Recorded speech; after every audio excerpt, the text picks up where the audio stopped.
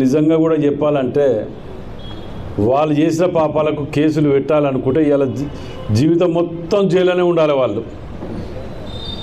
మేము చట్టాన్ని నమ్ముకొని ఓ పద్ధతి ప్రకారం పోతున్నాం కాబట్టి ఎంక్వైరీ దాని ఆధారాలు ఇవన్నీ కూడా సేకరించి వాళ్ళ ముందు పెట్టిన రోజు ఎట్లాగూ మీరు పోతారు బిడ్డ, తొందరపడి ఒకటి ఏమే అని చెప్పి తొందరపడతానో కానీ తప్పకుండా మీరు జైలుకే పోతారు. ఇలా మేము ఏమి చేయకుండా ఇగో 52 కేసులు మా మీద పెట్టినాం. 52 కేసులు నా ఒక్కదాని మీద పెట్టినాయి. మాతో పాటు మా కార్యకర్తలు నాయకులు 20 మంది ఉన్నారు. హైదరాబాద్ చుట్టూ తిరుగుతున్నాం మేము.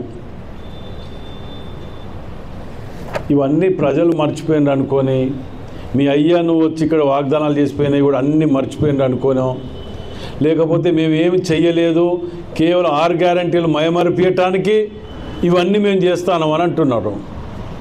అసలు నువ్వు అటెన్షన్ డైవర్ట్ చేసేది కేసులలోకి వెళ్ళి ప్రజల మెప్పు పొందటానికి, మళ్ళా తెలంగాణ ఉద్యమంలో ప్రజలను రెచ్చగొట్టి బలిదానాలు చేయించినట్టు మళ్ళీ మీకేదో స్వాతంత్ర పోరాటానికి పోయి పీకిండట మీరు, దానికి మేమేదో వీళ్ళని ఇబ్బంది పెడుతున్నట్టు.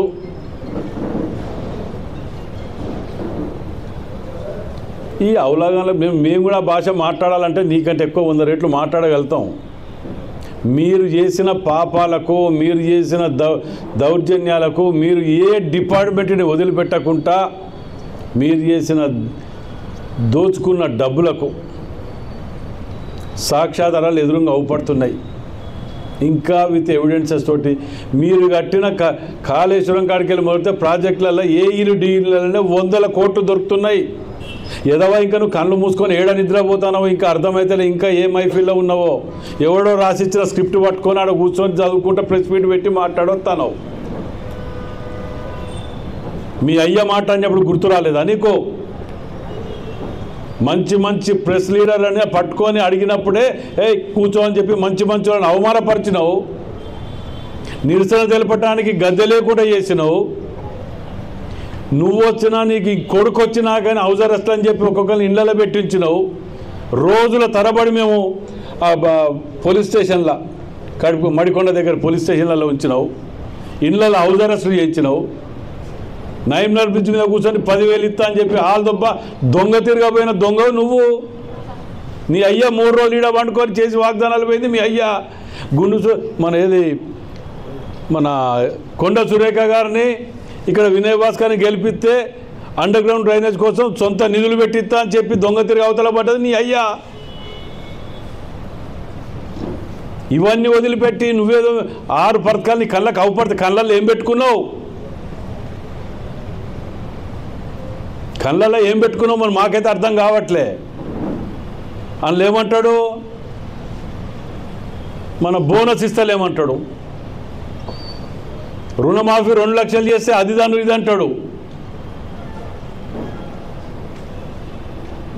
ఏది ఇప్పుడు ఈ 6 పథకాలలో ఇవన్నీ లేవా? ఉచిత ఇప్పుడు 200 యూనిట్ల కరెంటుది లేదా? ఇండ్లు ఇస్తున్నాం, ఇండ్లు లేవా? ఇందిరమ్మ ఇండ్లు లేవా?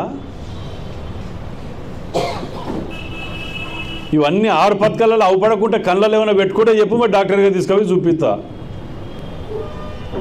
దాన్ని వదిలిపెట్టేసి 6 పథకాలు ఇస్తలేము. అరే 18 నెలలు కాలేదు, నువ్వు 10 ఏళ్ళు చేసిన నువ్వు ఏం బీకినావు చెప్పు? 10 ఏళ్ళల్లా నువ్వు ఇచ్చిన కేజీ టు పీజీ ఏడపోయింది, 3 ఎకరాలు ఏడపోయినాయి. 10 ఏళ్ళైనా నువ్వు చేయలేని అసమర్థ దద్దమ్మలు తిరిగా కూర్చొని నలుగురు ఇండ్లలో కూర్చొని దోచుక తిని డబ్బుల గురించి పంచాయతీలు పెట్టుకొని రోడ్ల మీద పడి రోడ్ల వీధి పంచాయతీలు పెట్టినట్టు తిరుక్కుంటూ పోతున్నారు. మీరు బాగా చెప్పేటోళ్ళు అయిపోయినరా?